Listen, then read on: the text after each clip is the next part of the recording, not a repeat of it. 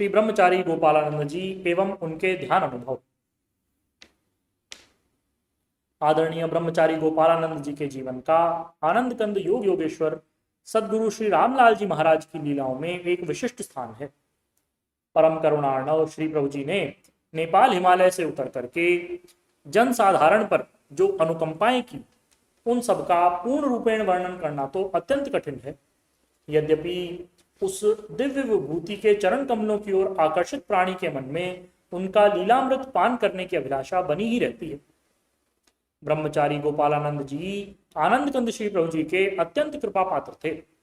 उनके जीवन की झांकी में श्री प्रभु जी की अपार करुणा की झांकी मिल जाती है। इसी भावना से श्री प्रभु जी से संबंधित उनके चरित्र का रेखांकन किया जा रहा है। जन्म और बाल्यकाल। ब्रह्मचारी जी का जन्म संवत 1956 विक्रमी में हल्द्वानी जिला नैनीताल के एक अग्रवाल वैश्य परिवार में हुआ, जिनके बचपन का नाम राम गोपाल था। उनके पिता लाला गोविंद राम कट्टर आर्य समाजी विचार के थे।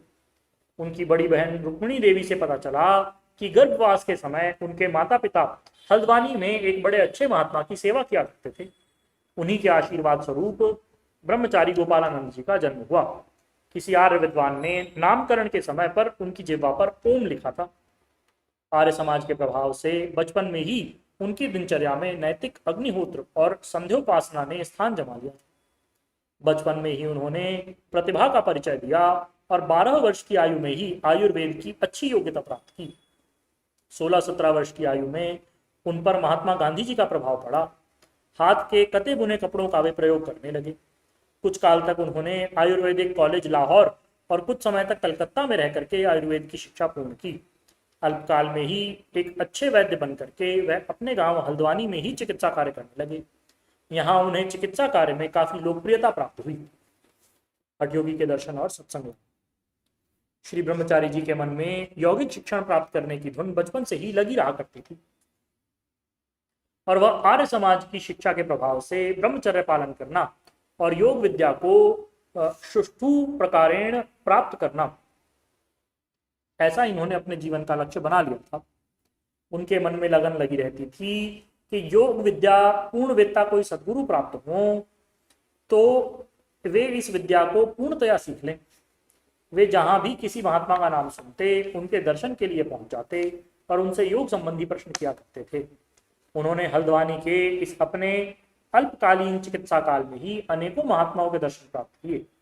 उनमें से एक विशिष्ट महात्मा के दर्शन की कथा उल्लेखनीय है, जिन्होंने श्री ब्रह्मचारी जी को अपने अनुभव के आधार पर श्री आनंद कंद परम करुणार्णव योग योगेश्वर प्रभु श्री रामलाल जी महाराज का सद्गुरु रूप से प्राप्त होना और यौगिक शिक्षण पहले से ही निर्धारित कर दिया था। वे महात्मा अल्मोड़ा में पधारे थे। उनकी ख्याति सूर्य के प्रकाश की भांति अधिकाधिक फैल रही थी। ब्रह्मचारी जी ने जब उनका पवित्र नाम सुना तो अल्मोड़ा उनके दर्शनार्थ गए और लगातार महीनों तक उनका सत्संग लाभ लिया। महात्मा जी हठ योगी थे। सत्संग के बाद रात्रि काल में किसी भी साधारण या असाधारण व्यक्ति को अपने पास रहने नहीं देते थे।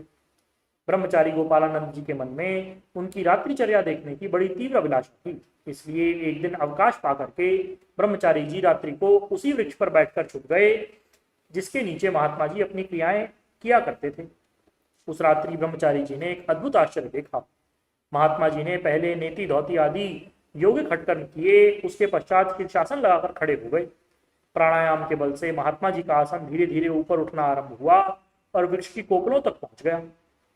और जैसे जैसे प्रातःकाल होता गया वैसे वैसे धीरे धीरे उनका आसन जमीन पर नीचे आ लगा। महात्मा जी की समाधि खुली। वे दिन के अपने नैतिक कार्यों में लग गए। इधर ब्रह्मचारी जी भी चुपचाप उस वृक्ष से उतर करके अपने स्थान को चले गए। वह इन्हीं महात्मा जी को पूर्ण रूप से आत्मसमर्पण कर देने का अपना मन में दृढ़ निश्चय करने लगे। मध्यान्होत्तर समय में ब्रह्मचारी जी नैतिक सत्संग में आए और महात्मा जी के सामने अपने विचार रखे। ब्रह्मचारी जी के पवित्र विचारों को सुनकर महात्मा जी ध्यानमग्न हुए और कहा कि बेटा, तुम अधिकारी अवश्य हो, किंतु मैं तुम्हारा गुरु नहीं। कुछ समय पश्चात तुम्हें परिपूर्ण गुरु की प्राप्ति होगी। उनका गौर वर्ण है, पंजाबी शरीर है। दीन जनों के उपकार के लिए वे हिमालय से उतर करके आएंगे। उन्हीं के द्वारा तुम्हारा पूर्ण कल्याण होगा। महात्मा जी की भविष्यवाणी ने ब्रह्मचारी जी के मन में और भी अधिकाधिक उत्कंठा प्राप्त पैदा कर दी। और वे इस उज्जवल भविष्य की प्रतीक्षा में रहने लगे।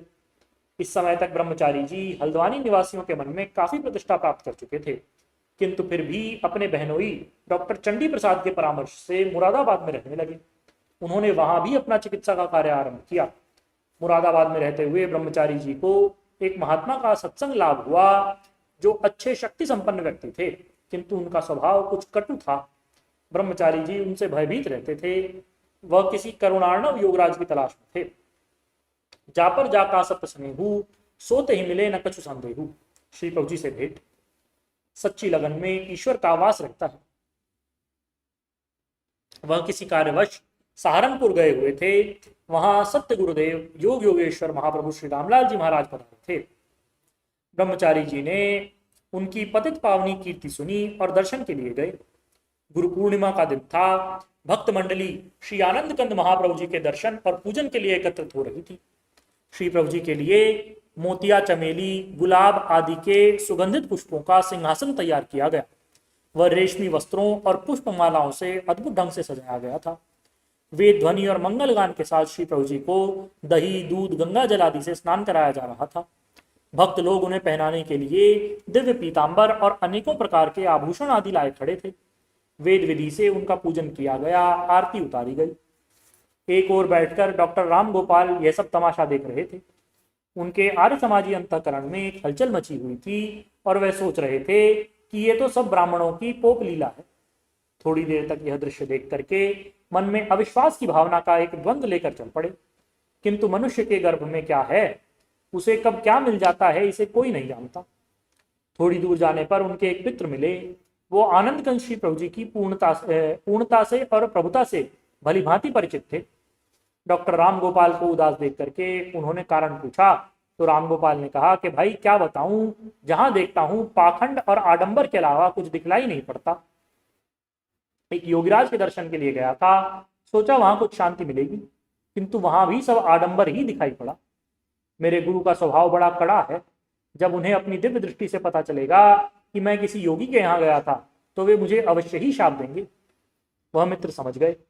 उन्होंने गंभीरता से कहा कि डॉक्टर साहब, आप भूल में हैं। जिन योगीराज के पास आप गए थे वे अतुल शक्ति संपन्न योगी हैं। आप थोड़ी देर ठहर जाइए, मैं उनसे आज्ञा लेकर के आता हूँ और उनके पास आपको ले चलता हूँ। उनके निकट संपर्क में आने पर आप कृतार्थ हो जाएंगे और आपका उज्जवल भविष्य आपका साथ देगा। ऐसा कहकर वह उनको पास के उद्यान में बैठा करके महाप्रभु जी के चरणों में आए और प्रभु से प्रार्थना की कि प्रभु, डॉक्टर राम गोपाल आपके चरणों में बड़ी आशा से आए थे और निराश लौट करके जा रहे हैं। आप उन्हें अपने चरण कमलों का अवलंबन देकर के कृतार्थ करें। सत्संगी का दीन वचन सुन करके प्रभु जी ने कहा कि बुला लाओ। सत्संगी मित्र उमंग से दौड़ गए और उन्हें महाप्रभु जी के पास ले लाए। प्रभु जी ने उन पर दृष्टि डाली और उनके मनोभावों को समझ गए। हंसते हुए उन्होंने कहा कि भाई, यहाँ तुम्हारी श्रद्धा कैसे होगी? तुम किसी ऐसे योगीराज महात्मा को ढूंढो जिसके सर पर लंबी जटाएं हो, चेहरे पर विभूति हो, दम्भ से रहित हो। अपने मन के भावों को इस प्रकार प्रभु जी के मुख से व्यक्त हुआ सुन करके डॉक्टर राम गोपाल जी के हृदय में श्रद्धा का समुद्र उमड़ पड़ा। उन्होंने हाथ जोड़कर प्रार्थना की कि प्रभु, मैं आपके वास्तविक रूप को नहीं समझ पाया। ऊपरी चीजों को देख करके अपने मन में दम्भ मान करके बैठा। मुझे क्षमा करें, अपना दीन बालक जाने। अहेतु की कृपा का फल। उनकी दीनवाणी सुनकर के दीन बंधु श्री प्रभु जी का हृदय द्रवित हो गया। उन्होंने मिट्टी की एक ढेली उठा करके उन्हें दी और कहा कि इसे तुरंत खा जाओ। एकांत में बैठकर अपने गुरु के बताए मंत्र का जप और ध्यान करो। श्रद्धा पूर्वक वह ढेली मुंह में डाल करके डॉक्टर राम गोपाल ध्यान में बैठ गए। उनका हृदय आनंद से भर गया। कठोपनिषद का मंत्र उनकी आंखों में नाचा। नायमात्मा प्रवचनेन लभ्यो न मेधयान बहुना श्रुतेन यम वैश वृणुते तेनैव लभ्य तस्थैपात्मा विवृणुते तनम स्वाम। अर्थात प्रभु के स्वरूप को पहचान लेना मनुष्य के अपने पुरुषार्थ से परे है। जिस पर वह कृपा स्वयं करते हैं वही जान पाते हैं। सो जाने जिन देहु जनाई। श्री प्रभु जी से मिट्टी के ढेली का वह प्रसाद पा करके डॉक्टर राम गोपाल धन्य हो गए। उन्हें संप्रज्ञात समाधि के अतुल प्रकाश का अनुभव हुआ। श्रुति वाक्य का यह प्रकाश उनके सामने साक्षात प्रकट हुआ। न तत्र सूर्योम भाति न चंद्र तारकम नेमा विद्युतो भाति कुतोयमाग्निः तमेव भांत मनुभाति सर्वम तस्या भाषा सर्वमिदम विभूति विभूति। अर्थात उस प्रकाश स्वरूप प्रभु के अतुल प्रकाश के सामने न सूर्य चमकता है, न चंद्रमा, न तारागण, तो अग्नि की तो बात ही क्या। उसी के प्रकाश से ये पूरा विश्व प्रकाशित हो रहा है। कृतकृत्य होकर डॉक्टर साहब ने श्री प्रभु जी के चरण कमलों में दंडवत किया और अपने गुरु के स्थान को लौट पड़े। उनके गुरुदेव ने अपनी यौगिक शक्ति से पहले ही जान लिया था और उनका हृदय क्षुब्ध हो गया था। डॉक्टर राम गोपाल को देखकर वे बिगड़ उठे। उन्होंने रोषपूर्वक कहा कि तुम्हें तो परिपूर्ण गुरु मिल गए हैं, इसमें कोई संदेह नहीं, वे पूर्ण सिद्ध योगीराज हैं, किंतु यहाँ का भी प्रसाद तू लेता ही जा।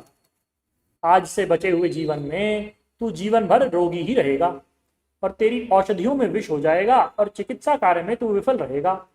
जीवन भर तू दरिद्र रहेगा और अंत में सदगति को नहीं पाएगा। 4 शाप एक साथ मिल गए। डॉक्टर राम गोपाल का हृदय कांप उठा। शाप पाते ही वे बीमार हो गए और उन्हें तीव्र ज्वर आया। प्रभु जी उस दिन अमृतसर चले गए थे। जब ज्वर का वेग कुछ कम हुआ तो डॉक्टर जी ने प्रभु जी को एक पत्र लिखा जिसमें शापों की कथा विस्तार से लिख दी।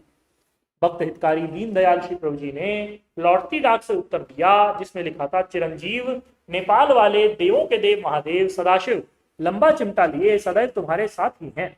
महात्मा ने जो तुम्हें शाप दिए हैं उनका भुगतान उसी दिन दोपहर 12 बजे से रात 8 बजे तक करा दिया गया है। अब तुम स्वस्थ हो जाओगे। मेरा पत्र पाने के बाद इन शापों का विपरीत फल देखोगे। जीवन भर स्वस्थ रहोगे, औषधियों में अमृत का वास रहेगा और अपनी चिकित्सा के कार्य में तुम सफल ही रहोगे।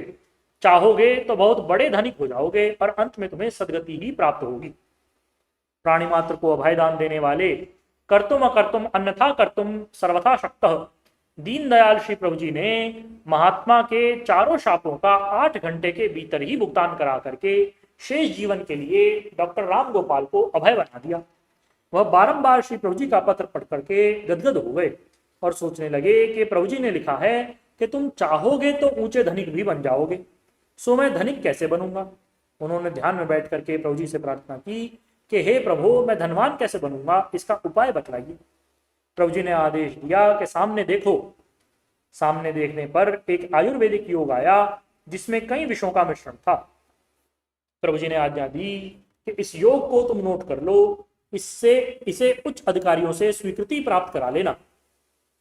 तुम्हारा ये योग अमृत धारा और सुधा सिंधु आदि की भांति संसार में विख्यात होकर चलेगा, जिससे तुम लाखों के मालिक हो जाओगे। डॉक्टर राम गोपाल ने वह नुस्खा लिख लिया और उच्च अधिकारियों से उसे बनाने की स्वीकृति भी प्राप्त कर ली, किंतु धनाभाव के कारण उसे बना न सके। अतः खिन्न मन से पुनः ध्यानावस्थित होकर के प्रभु जी से पूछा कि प्रभु, धनाभाव के कारण इसे बना नहीं पा रहा हूं, सो बनाने के लिए क्या उपाय करूं। तो पहले की भांति सामने देखने की आज्ञा हुई। सामने एक आदमी दिखाई पड़ा। उसे दिखला करके प्रभु जी ने कहा कि कल 9 बजे ये मानव तुम्हारे पास कुछ धनराशि लेकर के आएगा, उससे रुपए लेकर के औषधि तैयार करना। इसकी इच्छा तुम्हारी औषधि में हिस्सेदार बनने की है, तुम इसे कुछ समय के लिए हिस्सेदार बना लेना।